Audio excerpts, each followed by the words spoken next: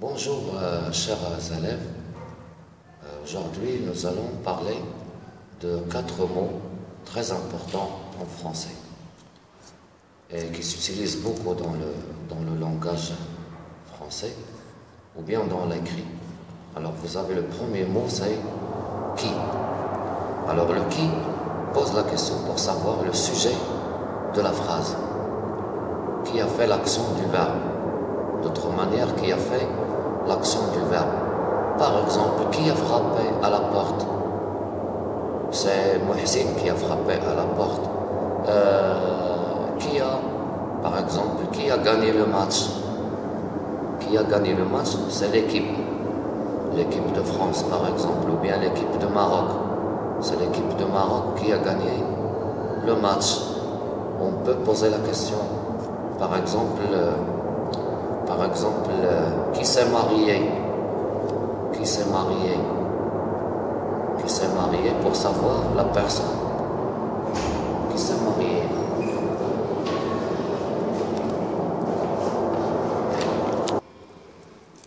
Alors, comme vous voyez, nous avons 2 mots ici.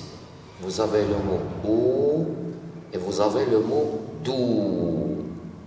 Alors, où, c'est pour savoir le lieu, pour connaître le lieu où s'est passée l'action, le lieu où se trouve la chose. Le lieu, par exemple, je peux poser la question suivante. Où est mon stylo, par exemple? La réponse, mon stylo, est sur la table. Donc, la réponse de où, c'est sur la table. C'est la question sur la table. Je peux poser la question où se trouve la poste. Où se trouve la poste, ça veut dire je pose la question pour savoir le lieu où se trouve la poste. La réponse, par exemple, la poste se trouve devant le stade, ou bien la poste se trouve à côté du marché, ou bien la poste se trouve derrière le stade. Je ne sais pas. Alors, vous avez l'autre mot, c'est d'où. Par exemple, pour savoir d'où une personne est venue. Par exemple, d'où vient cet homme? Cet homme vient du Brésil. D'où vient cette femme? Cette femme vient de Casa. D'où vient ce chien? Ce chien vient du voisin. Ça veut dire de la maison voisine. Ça veut dire pour connaître le lieu d'où la chose va venir. Donc, va venir comme ça. D'où vient ce ministre?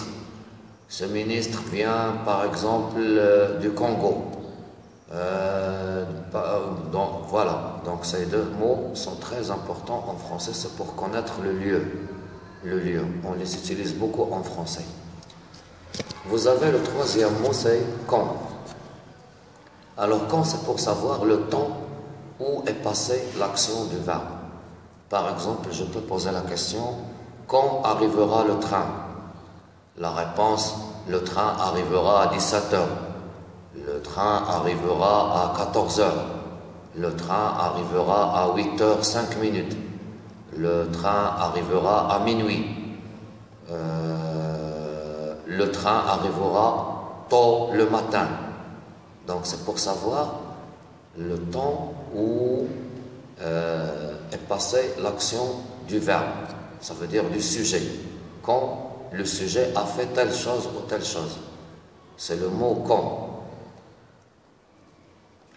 Alors le dernier mot, c'est pour connaître la raison d'une chose. Pourquoi une chose s'est-il passée ou bien s'est-il produit?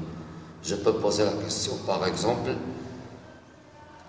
pourquoi tu es content? Pourquoi tu es content? La réponse, je suis content parce que j'ai eu une très bonne note. Donc la réponse, c'est parce que ou bien car. Tu donnes la raison ou bien la cause des choses. Pourquoi? Ça donne la cause, ça parle de la cause. Pourquoi jouez-vous le tennis?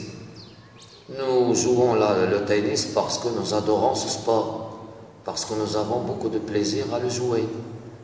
Par exemple, pourquoi ne s'est-il pas marié parce qu'il n'a pas les moyens? La réponse, il ne s'est-il pas marié parce qu'il n'a pas les moyens nécessaires pour faire ce mariage.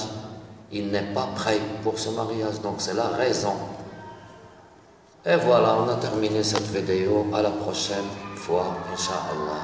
À la prochaine fois.